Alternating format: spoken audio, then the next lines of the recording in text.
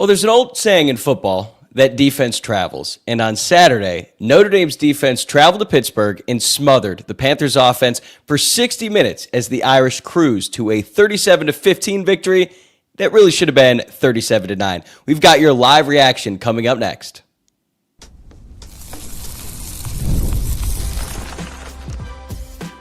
You are Locked On Irish, your daily podcast on the Notre Dame Fighting Irish. Part of the Locked On Podcast Network, your team every day. Hey, what's going on? And welcome in to Locked On Irish, your daily home for Notre Dame football. We are part of the Locked On Podcast Network, which is now the #1 sports podcast network in America. I'm Tyler Wojciak, and I'm the host. I graduated from Notre Dame in 2018. I'm a producer at Fox Sports, and I've been covering the Irish for the last 5 years. Thank you to everyone who is tuning in live on Saturday, November 15th, to react to Notre Dame's dominant win over the Pitt Panthers. And don't forget to subscribe to the YouTube channel or follow along wherever you get your podcasts if you have not already. So let's dive right into it. Notre Dame completely handled Pitt in this one, and they passed their toughest remaining test in the regular season with relative ease. The defense played their best game of the season. Jeremiah Love and Malachi Fields had outstanding days for the offense, and the Irish look poised to make a return to the college football playoff. We're going to talk about all of that on today's show, plus some miscues that showed up in this one and made it frustrating at times. But overall, this was a really impressive performance for the Irish as they secure their second-ranked win of the season. And going into this matchup, I said that Notre Dame had to dominate this game to prove that they are real contenders because I didn't think Pitt was all that great. They're a good team. They're certainly not a great team. And if you are a great team, like I believe Notre Dame is, you have to go on the road and be able to dominate a good opponent, and Notre Dame was able to do that. They won this one 37-15 because Pat Narduzzi decided to call a timeout with 5 seconds left and throw a play that got them into the end zone, which is so annoying. And I don't really think Marcus Freeman loved that because they had an interesting exchange after the game. I actually took a video of it and I posted it on Twitter. And right now, it seems to be blowing up because Marcus Freeman didn't really seem like he wanted to spend that much time. He dapped him up and then shrugged him off because he had other places to be. And I saw a tweet from Tyler Horka from Blue and Gold, who I think he asked Marcus Freeman about it in the postgame, and he just said that he wanted to get on with the celebration. I think that's the right way to put it, but I don't think Marcus Freeman is a huge fan of Pat Narduzzi and what he had to say this week, as well as the ACC official Twitter account trying to basically shame Notre Dame's playoff resume. But none of that really matters because Notre Dame went out there and they took care of business. They let their play do the talking. After a whole lot of other people were talking about Notre Dame this week, Notre Dame went out there and dominated. To me, the story of this game is the defense. They played lights out, and that's why I'm so annoyed that Pitt scored that offensive touchdown late in the game because otherwise Notre Dame's defense did not allow a touchdown. Prior to that, the only touchdown that Pitt had scored on was a pick six on a tough throw and maybe a tough play call by Mike Denbrock, but we'll get into all of that in segment 2. So Notre Dame's defense held Pitt to 0 of 13 on third down. That's pretty damn good. And a big reason why is because they were averaging third and long every single situation. There was a point in the second half where they were actually averaging more than 10 yards to go on third down. That means Notre Dame was winning on first and second down, which set up the third down and long, and then they were able to go out there and execute. Now, Pitt did convert 2 of 5 fourth downs, one of which was the very last offensive play in the game. So I'm not really counting that. But man, this Notre Dame defense, which at the beginning of the year couldn't stop anyone, held Pitt to 219 total yards of offense. They had 149 passing yards. And Mason Heinschel, who was making his 6th start for the year, he had a 5-game winning streak as the starter for Pitt. He was averaging, I believe, over 300 passing yards per game. Well, in this one, Notre Dame held him to 16 of 33 passing, 126 passing yards. They picked him off once. Tay Johnson returned it for a touchdown. It honestly could have been 2, maybe even 3, because Christian Gray dropped an interception early on in the game. Bryce Young, the defensive end, dropped a touchdown. Dropped an interception, which probably would have been returned for a touchdown in the second half as well. So those are 3 interceptions that could have been. And then Adon Schuler picked him off on a 2-point attempt, and then he was able to return it to the house. So I actually felt bad for Adon Schuler in that moment because I'm like, man, he just ran 105 yards. He deserves more than 2 points for that effort. He's going to have to settle with 2. And that pretty much just ended the game right there because Pitt had like a really small amount of momentum, I guess you could say, when they had that pick six. And then for the Notre Dame defense to go out there and just stifle that immediately with the pick six there, I guess it's not a pick six, just ended all of that right there. They were showing some crowd shots of Pitt Pitt fans, and they were pretty devastated after that. Notre Dame went up 30-9, and that game was all but over. But Adon Schuler played what I believe is the best game he's ever played in a Notre Dame uniform. The stats are not going to really tell the whole story. He had 2 tackles, he had a sack, and he had a pass deflected, and then he had that interception. But that hit that he delivered on third down earlier in the game really set the tone for how the game was going to go. And Notre Dame's secondary just blanketed Pitt's wide receivers. And they have good wide receivers. Don't get me wrong. Like, I thought going into this game, Kenny Johnson could potentially do some damage, Poppy Williams Jr. as well. But Notre Dame's secondary just shut them down. And they were playing a lot of man coverage. And because they were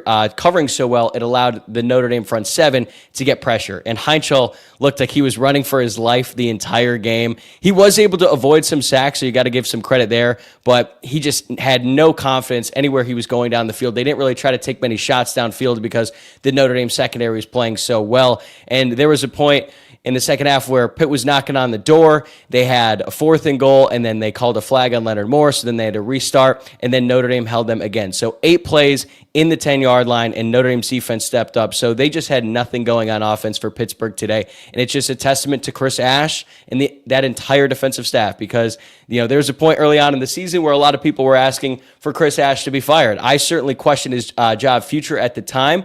I didn't think he should be fired, but then he went out there and they fixed things on the fly, and now this defense is rolling. And that is a college football playoff level defense. For the beginning of the year, it looked like a college football playoff offense that then had to carry the defense as they were trying to figure things out. Well, there has been a shift, and it's been going on for a few weeks now, but now the Notre Dame team this year relies on their defense in a similar way to last year.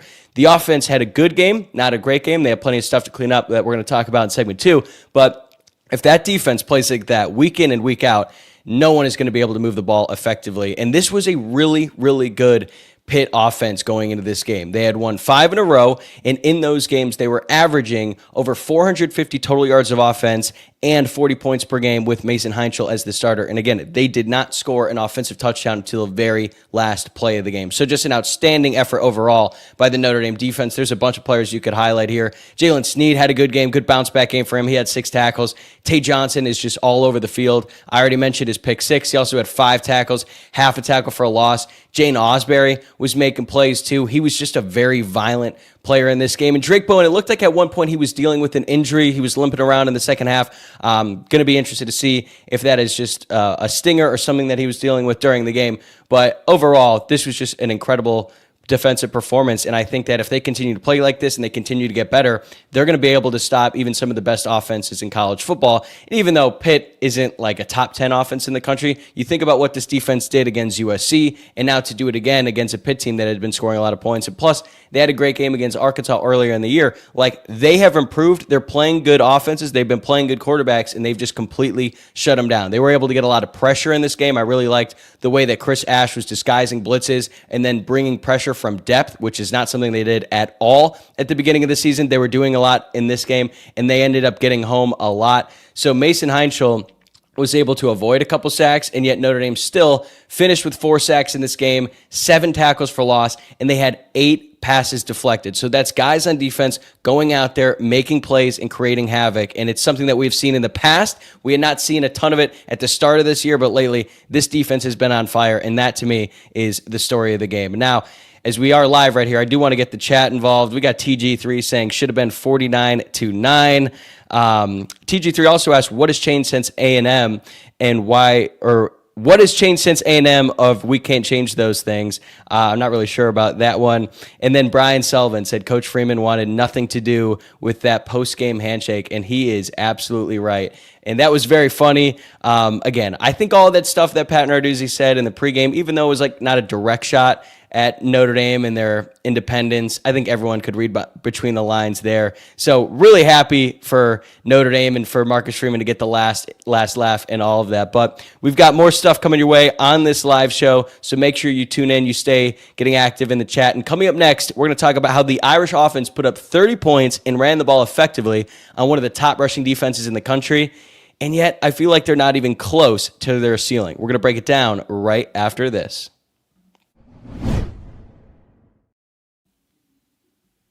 Today's episode is brought to you by Gametime. As I try to pull up the Game Time lower card here. This is the issue with going live. Sometimes things just work out like this. All right. Looks like it's not there. All right. Anyway. College football is in full swing, and I could not be more excited. The tailgates, the rivalries, the energy in the stands, there is just nothing like it. But let's be real. Actually getting tickets can feel like more of a battle than the game itself. Endless queues, hidden fees, prices jumping at checkout. That's why I use Gametime, the app that gives the advantage back to fans. It's the easiest way to score last-minute tickets at the best prices with no surprise fees. What you see is what you pay. I pulled up Gametime, and in just a couple taps, I saw amazing deals. I'm talking about your favorite college football games for as low as $25. The app made it super simple. I could even see the exact view from my seat before buying. I love zone deals too. Just pick the section, Gametime picks the seats, and you save big. So take the guesswork out of buying college football tickets with Gametime. Download the Gametime app, create an account, and use code LOCKEDONCollege for $20 off your first purchase. Terms apply. Again, that's promo code LOCKEDONCollege for $20 off. Swipe, tap, ticket, go. Download Gametime today. Welcome back to this live reaction show as Notre Dame just knocked off Pitt 37-15. I'm your host, Tyler Wojciak. Thank you to everyone who's tuning in live and for tuning in after the game. Looks like my camera is a little bit out of focus here, so we got to fix that real quick on the fly. But Notre Dame wins 37-15. They score 30 points on offense, and I still feel like they left a lot on the table. But I want to focus on the good before we get into the bad. So Jeremiah Love, he's decent, right? I think he deserves a little bit more Heisman attention because going into this game, Pitt was allowing 2.5 yards per carry.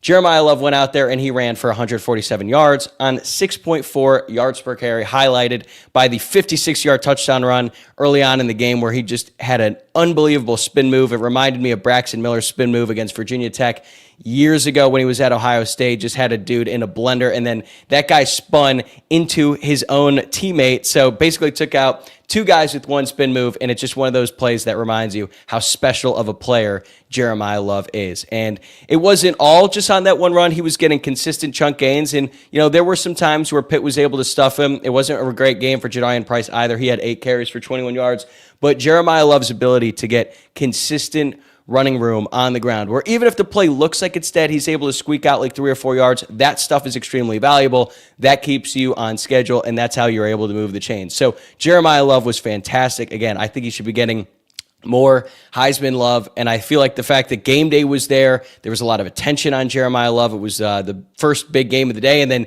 you have the incredible comeback by Texas A&M. They were down 30-3 at one point. They ended up coming back to beat South Carolina. So that's going to be like the main story of the noon window, but the fact that Notre Dame went out there and they dominated the way they did is going to generate a lot of discussion in the ensuing days, and Jeremiah Love is a big reason why. Like I said last week on the show, just appreciate Jeremiah Love because he is truly a special player. We only have a handful more games left with him as the running back at Notre Dame, and I think a lot of other people around the country are starting to recognize, like, not only is he one of the best players in the country, he might be the most talented player when he's healthy, and as long as Notre Dame is able to make it back to the college football playoff, he is going to have a big stage to show his skill set. But he is not the only player on this Notre Dame offense that had a big game. Malachi Fields had an outstanding performance, 7 catches, 99 yards, 2 touchdowns, including a highlight reel play. That's definitely the catch of the year that any Notre Dame player has made, where CJ Carr was able to draw the offsides penalty, had a free play, and was like, you know what, I'm going to chuck it downfield to Malachi Fields on the post. He goes up there, one-hands it with his left hand, is able to squeeze it on his helmet, David Tyree style, and then secures the catch. There wasn't even a doubt. So 35-yard gain. Unfortunately, Notre Dame was not able to take advantage of that because CJ Carr threw a pick on the ensuing play after the quarter ended, but that was a great catch. He ends up getting 2 touchdowns in this game, and Notre Dame was able to take advantage of another offsides penalty by Pitt. He chucked it downfield to Malachi Fields. He goes up, and he makes the play. I honestly don't think they throw the ball to Malachi Fields enough. Like, he is such a mismatch, and he is so good at making contested catches down the field. They need to start chucking the ball his way more often. And then Eli Raridan had a pretty solid day as well as a pass catcher. 6 catches, 67 yards. But at this point, the anytime touchdown Eli Raridan play is dead. He's never scoring. He is allergic to the end zone. I don't know what else you could say. The amount of text that I was getting during this game about Eli Raridan and the fact that he is just simply incapable of scoring. He had that one catch where he's trying to push the ball out there. The Pitt defender made a great play, preventing Eli from extending it too far to get in the end zone. So he goes down again there. And as I said before, I don't have the numbers to back this up, but I am extremely confident that Eli Raridan leads the country in plays down inside the 5. Like, he has had so many opportunities to score a touchdown, and then he had a play where it looked like he was going to score, and then he just stepped out of bounds. He was going to walk into the end zone, but he didn't have the awareness. He just steps out of bounds. He doesn't have the tightrope skills as, say, a Jeremiah Love does, and I just felt so bad for him. And at this point, you just got to throw up your hands, man. It's just not going to happen. It's not going to happen. I said for 3 straight weeks on the show, my favorite bet is Eli Raridan anytime TD. And then this week, I didn't give out the bet, but we still talked about it a lot on the show. So here we are, 4 weeks in a row. Eli Raridan simply cannot find the end zone this season, but he did have a good game. Notre Dame was going to him early and often as they tried to counter Pitt's blitzing. And he finished with 6 catches, 67 yards, had a long of 28. He just had a really good game, but the guy just simply cannot get in the end zone. It was a quiet day overall for the Notre Dame wide receivers, I would say. Jordan Faison, 1 catch, 6 yards. They were playing him pretty aggressively. Will Pauling just couldn't really get it going. He had 3 catches for 6 yards. Notre Dame really was not throwing it down the field that much, and I think it's because they didn't trust the offensive line to keep Carr clean. Carr got hit a lot in this game, and I noticed late in the game he was sort of massaging his right bicep into his shoulder. It didn't look like he had the same zip on the ball that he normally does, but credit to him for staying tough. He ended up rushing a touchdown there at the end. I love that play call on 4th and 3. So it wasn't CJ Carr's best day. 21 of 32, 212 yards passing, 2 touchdowns, but 2 interceptions. The 1 interception at the beginning of the game, he just didn't see the guy at all. He was trying to hit Raridan on the dig route. Didn't see the safety coming down. Safety makes a nice play on it. He gets a big return. He was doing all that dancing and stuff, which, I mean, I guess that'll make him feel better because the only thing that people are going to remember about what he did in this game is getting spun out of his shoes by Jeremiah Love. That's the highlight reel that everyone's going to be talking about. But, he got his moment there. He was doing all kinds of dancing in the end zone, and then the Notre Dame defense held him to 3 points. But I digress. CJ Carr also had another interception late when they tried to run that tunnel screen on 3rd down. And look, it wasn't smart. CJ Carr should not have gotten rid of the ball, but that was bound to happen. My guy, Charlie Wooden, called this in our group chat weeks ago. He said that you play a good team, they're going to jump that. It's going to be a pick 6, and that's exactly what happened. Mike Denbrock loves the tunnel screens. I don't understand why he runs tunnel screens to the boundary. You just don't have as much running room, and it's really crowded with the linemen getting downfield. I just didn't like that play call at all in that situation, and Pitt read it. They knew it was coming. The linebacker was right there to make a play. He picks it, walks into the end zone. So that was frustrating. CJ Carr's got to dirt that was never there, but I think most of all that had to do with the play calling. And while we're talking about play calling, we do have to address the absolutely abysmal play call when Notre Dame had 4th and 1 going into score early on in the game. It was in the first half. It was 14-3. Notre Dame could score. They could go up 21-3. You have the best running back in the country, the best running back in program history. It is 4th and 1 at the inch. Why are you running a flat route to the tight end? And what's even worse is that Pitt knew it was coming. They knew that Notre Dame has no confidence in their ability to run the ball in short yardage situations. So they knew that flat route was coming. They defended it well, and it was a tough throw and a tough catch, and it didn't happen. The fact that they just continue to get cute in these situations is maddening. You have the best running back in the country. Go under center. I used to say that they never go under center. They can't do it. It's maybe a risk. Obviously, you don't want to risk fumbling. But then when Notre Dame was able to get the ball after the defense held them at the goal line, they ran under center on that play, and they just pushed Carr forward. Why are you willing to do that in that situation and then not do it when you're going into the end zone? It does not make any sense to me. And now we have proof. We have seen CJ Carr can handle a snap under center. So we can't hear that excuse anymore. He did it. We saw it. You saw it. Just run him under center and either QB sneak it or hand the ball off to your running back. I cannot stand getting cute near the goal line. And if you're going to throw it at the goal line, throw it to number 0. Just throw it up for him because odds are he's going to come down with it. But Notre Dame continues to try to do these rollouts. They try to throw these flat passes, and they're just leaving points on the board. If this team wants to win a national championship, they have to get better in the red zone. They have to get better at converting in short yardage situations. And we are at the point in the season. It's mid-November. The fact that this is still an issue, to me, means it's probably not going to get fixed on the field. So it's either Mike Denbrock just has to stop being so stubborn and just hand the ball off to the running back, or, I don't know, Marcus Freeman is going to have to come in here because he has to be frustrated. There was also a timeout right before that. So that, to me, is why this game was so frustrating, because they had the turnovers and because they left points on the board. But still, overall, it was a solid game for the offense. They ran for 175 yards. C.J. Carr had over 200 yards passing. He had 2 passing touchdowns. He had a rushing touchdown. So the fact that Notre Dame went out there, they had 30 points against a Pitt defense, it's pretty good. They've got good linebackers. They've got good players on this defense, and they were still able to move the ball at will. So I want to focus on the good, but still, it just seems like every game with this offense, outside of like maybe the Navy game when they just rolled them, they only had that 1 3 and out. Like, it just seems like so many weeks here, they have these little miscues and they end up leaving points on the board. Again, it doesn't matter because they still dominated Pitt, but when you're playing the best teams in college football, which Notre Dame hopes to do here in about a month, all that stuff needs cleaned up because every single point matters. And oh, by the way, they still don't have a kicker. I was actually a little bit annoyed late in the game when Notre Dame was still going for it late. Like, the game was already in hand. Why not trot Eric Schmidt out there to make a field goal to try to give him some confidence? Because I didn't like the call at the beginning of the game to go out there and kick a 46-yarder. I felt like there was zero chance it would go in, and it didn't, because it was so like a high-stakes kick, I guess you could say, because the game was still in doubt. But at the end of the game, when it was over, they could have put him out there, and then hopefully he could finally just see the ball go through the uprights and give him confidence later on. Because at this point, like, he's 0 for 3 on the season. At least he made all of his extra points. But again, the kicking issue persists, the red zone issues persist, and the short yardage issues continue to be a problem for Notre Dame. But overall, I still think it was a good day for the offense, but they do have to get those miscues cleaned up. All right, now that Notre Dame is 8-2 and they have their second-ranked win of the season, what does it mean for the college football playoff race? That's coming up next here on Locked On Irish. Today's episode is brought to you by FanDuel. The NBA is back, and there's no better place to get in on the action than FanDuel, the official sports betting partner of the NBA. Even if you missed the start of the game or want to ride the hot hand, FanDuel has live bets on everything from who will score next to fourth quarter comebacks. Plus, you can even combine your live bets into a same-game parlay for a shot at a bigger payout. It keeps every game exciting, especially when your team's making that late push. So I don't have a pick to give out on the show today, but I did give out Victor Wembanyama MVP on last week's show, and he might not win MVP. But he might have the highlight of the year when Draymond Green was talking trash to him and then he dunked over his head. I loved that play.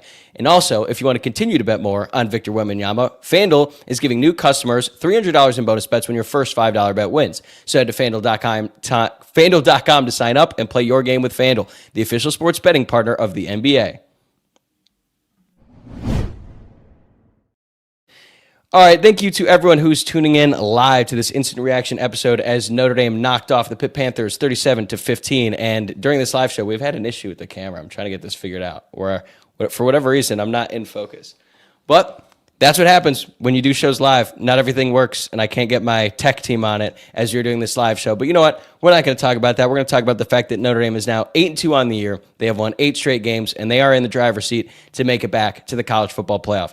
It was very important that Notre Dame would go out there and they would handle business on the road against a ranked team. If they played with their food, I think it would have given more people who doubt Notre Dame some fuel to the fire, right? Because they could say, look, Pitt's not really that good. They've got a true freshman starting quarterback, and Notre Dame just didn't really take care of business. But that was not the case. Notre Dame dominated this game, and they won 37-15. It should have been 37-9. And I feel like at this point, Notre Dame is going to make the college football playoff. Obviously, they have to take care of business in these last 2 games. They've got Syracuse, they've got Stanford, but Syracuse is just a shell of what they were early on in the season ever since Steve Angeli went down with an injury. I'm looking at it now. They have lost 6 in a row going into this game. They just have no answers on offense. Their defense isn't very good either. They have taken a significant step back, and Stanford is one of the worst teams in the Power 5. So Notre Dame just has to go out there. They have to dominate those teams, and most of all, they need to stay healthy. So now that Notre Dame has their second-ranked win, I feel like they're going to make the college football playoff, but the odds of them hosting a game are still pretty slim unless we get some chaos going on in college football. As we tape this right now, Oklahoma is up 10-7 on Alabama. That's not great for Notre Dame. They need Alabama to win that game and then eliminate Oklahoma from the playoff. And then later on tonight, you've got Georgia, Texas. Notre Dame definitely needs Georgia to win that game over Texas, because I don't know if a 3-loss Texas team is completely eliminated, because they still have another chance against Texas A&M at the end of the year, but it would certainly help Notre Dame's cause. A 9-3 Texas team would not get in over a 10-2 Notre Dame. They might just both get in depending on what else happens in college football. So those are 2 games to monitor here. Iowa up 14-7 on USC right now at USC, and a second rainy game in a row for Iowa. It is pouring out right now in Los Angeles. I'm looking outside my window, It's pretty crazy how much rain we're getting. So poor Iowa coming out here thinking they're going to get a nice sunny day. Nope, but they are winning right now over USC. Obviously, the Irish would like to see USC win, continue to help their resume out. But Notre Dame is in a great spot. The fact that they won that game and the fact that they won it so decisively is huge for the college football playoff hopes, and I think everything is still on the table for them this season. They've got to use these last 2 games of the regular season to clean up those mistakes that we talked about earlier in segment 2 and stay healthy, but really like their chances, and if more chaos happens in front of them, maybe they could get a first-round game, but right now, after a win like that, the Irish are in great shape. All right, as we wrap up this show here, I do want to get the chat back involved here. Let's see. Jude the Dude, do you think Notre Dame should do the quarterback run more often in those short third and fourth situations? Absolutely. They need to run C.J. Carr under center and run a QB sneak. I'm tired of seeing the shotgun stuff. There was a writer at Football Scoop, I believe his name is Zach Barnett, who did a great study about how ineffective it is to run shotgun on third and short and fourth and short situations, and yet for whatever reason, they continue to do it. And the excuse is always, well, the quarterback isn't used to taking snaps under center. Here's an idea. Practice it. You could practice it before the practice actually starts. You could do it in your downtime. It should be very easy to do. Quarterbacks have been taking snaps under center forever, since football was invented. And yet nowadays, modern quarterbacks who should be getting more training than ever before, they can't handle a snap under center. It is ridiculous to me. CJ Carr should be under center in these third and short and fourth and short situations and just run a QB sneak or just hand the ball off to Jeremiah Love. What else? Let's see. We got one. Oh, wow. Michael Mancini in the chat. Bro thought Angeli was playing. Oh, no. It looks like someone else is in the chat saying, Angeli, revenge game loading. Imagine not knowing that Steve Angeli tore his ACL earlier in the year. That's tough. We also got Matthew Dow in the chat who says true. And then it says, oh, he got another one. Tyler, if we get doubling the anytime Eli Raridon touchdown bet, we're going to be making a lot of money at some point. Look, I've already lost all the money I have. I might have to move out of my apartment here pretty soon. Just... It's tough, man. If you've been backing Eli Raridon anytime touchdown week after week like we have on this show, you're not doing well. You're not doing well. So I don't know what it is. I've given up. I've given up on Eli Raridon never scoring a touchdown again in football. It's just not going to happen. It's not going to happen. But I think that's a good way to end this show.